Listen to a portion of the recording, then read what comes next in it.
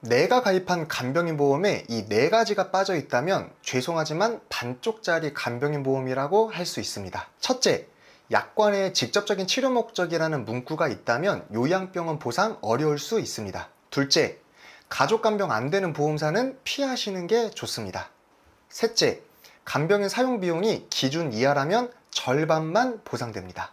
넷째, 180일 이상 보장 특약 놓치지 말고 추가하셔야 됩니다. 여러분, 제가 간병인 보험 영상에서 항상 말씀드리는 부분인데요. 간병인 보험은 절대 보험료만 보고 가입하시면 안 됩니다. 그 이유는 회사에 따라 약관이 다르기 때문인데요. 간병인 보험 가입할 때 확인하셔야 하는 부분 4가지 디테일하게 오늘 알려드리도록 하겠습니다. 이 영상만 끝까지 시청하시면 간병인 보험에 있어서는 완전히 전문가가 되실 수 있을 테니까요. 오늘 영상 혼자만 보지 마시고 간병인 보험을 가입했거나 가입하실 분들에게도 많이 보내주세요. 영상 시청하시기 전에 구독과 알람 신청 한 번씩 눌러주시면 제가 가장 빠른 보험 정보 받아보실 수 있도록 매일마다 영상 올려드리도록 하겠습니다.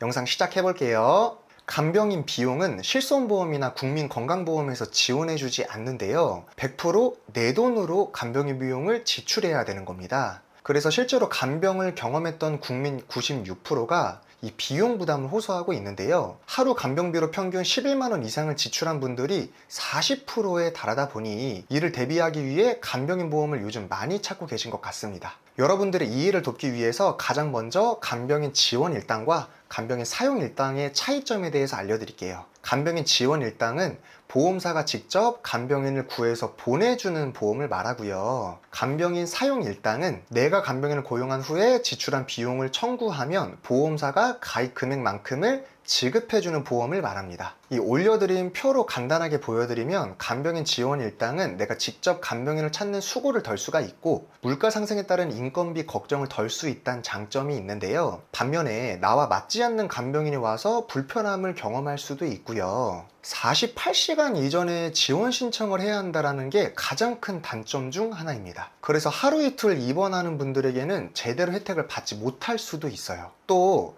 가장 큰 단점 중 하나는 갱신형 보험이다 보니까 나이가 들수록 보험료가 인상되어서 가장 필요한 노년에 있어서 이 보험료 부담이 내가 상상하는 그 이상일 수도 있습니다. 반대로 간병인 사용 일당은 내가 직접 간병인을 찾는 시간적 노력이 필요한데요. 최근에는 간병인 업체나 중개 어플 케어네이션이라고 하는데요. 납입 기간만 지나면 만기까지 보장만 받으실 수 있고요. 이를 보완하기 위해 일정한 기간이 지나면 내가 내는 보험료는 올라가지 않는데 내가 지급받을 수 있는 보험금이 올라가는 체증형 상품이라는 것도 나왔습니다. 자, 요약 한번 해볼게요. 간병인 지원 일당은 인건비 걱정을 덜 수는 있지만 궁극적으로 갱신형 구조이다 보니 보험료 걱정을 할 수밖에 없는 구조이고요. 간병인 사용 일당은 비갱신형 구조로 보험료 걱정은 덜 수 있지만 인건비 상승을 대비하기 위해서는 체증형 상품으로 준비를 하셔야 됩니다. 요즘에는 간병인 사용 일당의 단점들이 대부분 보완된 상태이기 때문에요. 간병인 보험 문의가 올 때는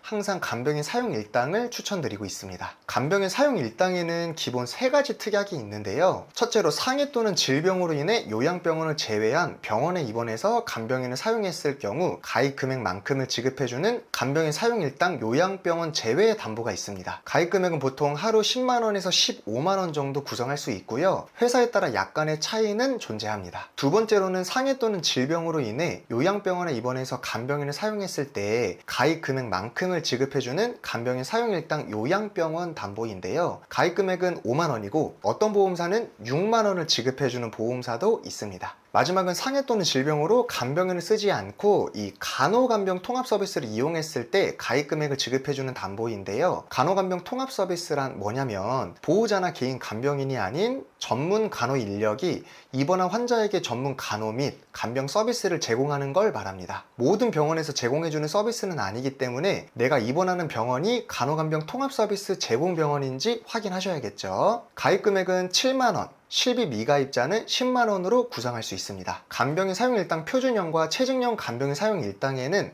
시간에 따른 물가 상승을 고려해서 만든 체증형 상품이 있는데요. 체증형 상품이란 내가 내는 보험료는 변하지 않고요. 내가 지급받을 수 있는 금액이 일정 기간이 지남에 따라 정해진 기준대로 인상되는 구조를 말합니다. 이 회사에 따라 체중되는 방식이 다르긴 하지만 한 회사의 체증형 구조를 소개해 드릴 건데요. 가입 금액으로 15만 원을 설정했을 때 5년이 지나면 20%가 인상되어서 18만 원으로 인상이 되고요. 10년이 지나면 22만 5천 원, 20년이 지나면 30만 원이 되는 겁니다. 이렇게 시간이 지날수록 보장 금액이 올라가니까 인건비 상승에 어느 정도 대비가 가능하겠죠. 반면 표준형 상품은 내가 가입한 금액을 만기까지 동일하게 가져가는 건데요. 15만 원으로 설정했다면 80세에도 90세에도 15만 원만 받게 되는 겁니다. 당연히 체증형이 보장되는 금액이 더 많기 때문에 보험료는 높을 수밖에 없는데요. 가입하시는 분의 나이나 병력에 따라 그 금액 차이는 상이할 수 있습니다. 그럼 나는 표준형, 체증형 중 어떤 간병인 보험을 선택해야 될지 고민되실 수 있는데요. 제가 한 가지 기준을 좀 세워드리면 지금 내 연령대를 기준으로 나는 몇 년 뒤에 간병인을 쓰게 될지를 한번 계산해보세요. 내 나이가 20대, 30대라면 지금 당장 간병인을 쓸 확률은 높지 않기 때문에 결국 내가 나이가 좀 차서 40대 후반에서 50대가 되어서 아니면 뭐 60대나 70대까지는 내가 나이를 먹어야 간병인을 쓰게 되는 경우가 많은데요. 이분들에게는 표준형보다는 체증형을 추천드립니다. 무엇보다 나이가 젊기 때문에 보험료도 저렴해서 체증형이라도 보험료가 높지 않거든요. 반면 50대, 60대 이상이신 분들이라면 표준형이 훨씬 나을 수 있어요. 체증형으로 구성하시면 보험료 부담이 꽤 높아질 수가 있거든요. 20년 뒤면 뭐 거의 80대 가까이 되시는데 굳이 그때까지 2배 체증을 기다릴 필요는 없을 것 같습니다. 물론 50대에 체증형을 가입하셔도 상관은 없으십니다. 다만 이미 뭐 다른 종합보험이나 실손보험에서 보험료가 높아서 부담을 가지고 있으신 분들이라면 이 간병인 체증형을 통해 내가 내는 보험료 부담을 더 키울 필요는 없을 것 같다라고 말씀드리는 거고요. 내가 경제적인 여유가 꽤 괜찮아서 체증형도 좋다고 하시는 분들은 체증형을 선택해도 문제는 없습니다. 본 광고는 심의 기준을 준수하였으며 유효기간은 심의일로부터 1년입니다. 자, 이제 본론으로 들어가서요. 간병인 보험 가입할 때 반드시 확인해야 되는 사항 4가지 빠르게 알려드리겠습니다. 첫 번째, 약관상 직접적인 치료 목적이라는 문구가 있다면 반드시 피하셔야 됩니다. 해당 문구에 따른 분쟁 가능성이 아직도 있거든요. 실제 한 회사의 보험금 지급 사유 내 문구인데요. 진단 확정된 질병의 치료를 직접적인 목적으로 입원을 해서 간병 서비스를 이용한 경우에 지급한다 라고 되어 있는데요. 또 다른 약관을 보면 진단 확정된 질병으로 입원해서 간병 서비스를 사용한 경우라고만 되어 있습니다. 직접적인 치료 목적이라는 문구가 빠져 있죠. 자, 이게 왜 문제가 되는지 제가 지금부터 설명드릴 건데요. 그 전에 비슷한 사례 한 가지를 먼저 말씀드릴게요. 예전에 판매했던 암 입원 일당이라는 담보에서 직접적인 치료라는 문구로 인해 분쟁이 자주 일어났고요. 이로 인해서 금융감독원에서 암에 대한 직접 치료가 무엇인지 구체화하라고 했고, 법원 판례, 분쟁조정위원회 등에서 암 직접 치료 기준을 다음과 같이 정하게 됐습니다. 기준을 보면 수술, 항암 방사선, 항암 화학 등은 직접 치료 범위로 포함했지만 면역력 강화 치료, 후유증이나 합병증에 대한 치료는 포함하지 않음으로써 후유증, 합병증에 대해서는 보장받을 수 없게 되었다라는 거예요. 이 사례로 비추어 볼 때 간병인 보험에서의 직접적인 치료 문구가 질병에 따른 후유증, 합병증으로 입원해 간병인을 사용했을 때 지급받지 못하게 되는 거 아니냐는 우려의 목소리가 나오게 된 겁니다. 물론 직접적인 치료라는 문구가 있어도 상관없이 보장된다라고 하는 말들도 있는데요. 보장해준다면 다행이지만 찜찜한 건 사실이에요. 이 직접적인 치료 목적이라는 문구가 없는 약관도 분명히 존재하니까요. 여러분, 이거 꼭 기억하세요. 모든 보험 약관이 아무 이유 없이 쓰여져 있지는 않습니다. 하나의 상품을 개발하는데 얼마나 많은 시간과 비용이 투자가 될 텐데 이 약관 문구 하나도 신중하고 분명하게 만들어 두는 게 당연하잖아요. 그리고 추후 분쟁하게 될 때도 약관을 가지고 분쟁하게 될 텐데 소중한 내 보험을 준비할 때 약관상 불리한 회사로 선택하는 실수를 하지 않으셨으면 좋겠습니다. 정말로 나중에 내가 이 약관으로 분쟁하게 되면 그로 인해 투자하게 될 시간과 이 비용을 생각해보면 사소하더라도 이 찜찜한 요소는 남겨두지 않는 게 나중을 위해 더 낫지 않을까 생각해봅니다. 두 번째는 가족 간병입니다. 작년 말 가족 간병이 불가능하게 되는 거 아니냐라는 이슈가 잠깐 있었었죠. 이 금융감독원에서는 간병인 사용 일당과 관련해서 회사에 따른 약관상 차이로 보험금 부지급 또는 과다 청구 등 사례를 방지하기 위해 보도자료를 배포한 적이 있었는데요. 특히 약관상 내용 중 간병인의 정의에 중개 플랫폼을 통한 간병인을 포함하지 않는 회사나 가족 간병은 제외한다라고 정확히 표시된 약관들은 그동안 가족이 간병을 했어도 절대 보장받을 수 없었습니다. 이러한 문제를 개선하기 위해 간병인의 정의에 간병인 중개 서비스를 통한 간병인을 포함하도록 모든 회사의 약관을 명확히 하겠다는 취지인데요. 다만 무분별한 과다 청구를 막기 위해 보험금 지급 사유에 실질적 간병 서비스 이용과 추가 증빙 서류, 간병인 중개 업체가 직업 소개사업 등록 업체인지 등 그 기준을 까다롭게 한다는 내용도 포함되어 있어서 일각에서는 가족 간병이 불가능해진 게 아니냐라는 걱정도 있었는데요. 제가 이 내용 간단하게 정리해 드릴게요. 아직 가족 간병 가능합니다. 물론 간병인 사용 계약서, 근무 일지, 간호 일지 등 필요 서류를 충실히 준비해야겠지만요. 기존의 몇몇 회사에서도 당연히 요청하고 있었던 서류들이기 때문에 보험금 지급간에는 큰 문제가 없을 것으로 보이네요. 자, 세 번째, 간병인 비용이 기준 이하라면 죄송합니다. 가입 금액의 절반만 지급됩니다. 내가 간병인 보험을 가입하고 간병비를 지출했다고 해서 15만 원을 설정한 금액 그대로 받는 게 아닌데요.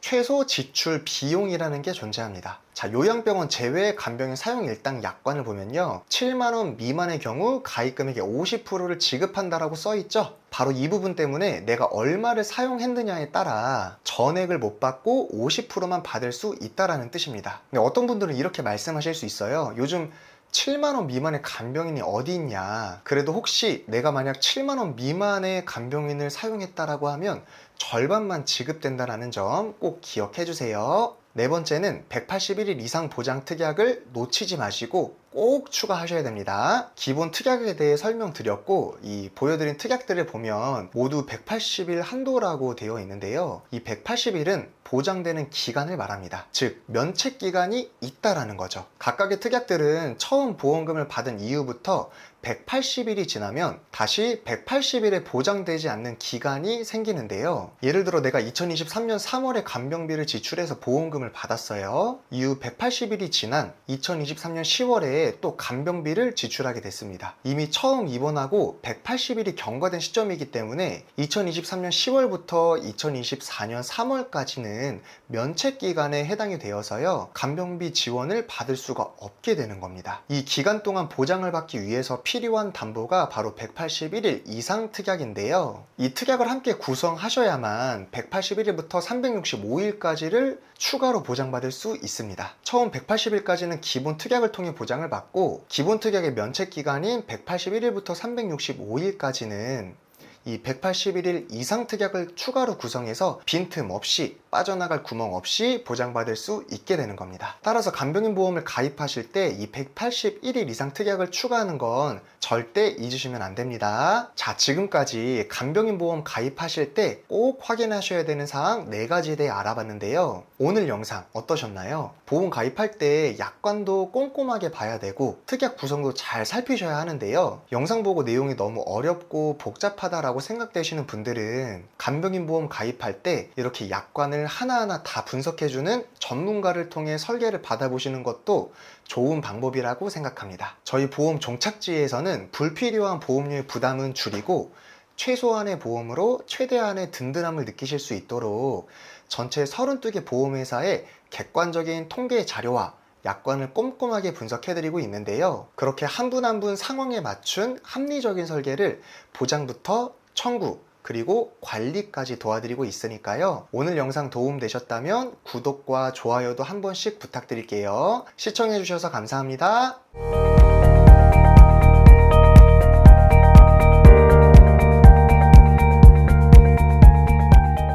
본 광고는 심의 기준을 준수하였으며 유효기간은 심의일로부터 1년입니다.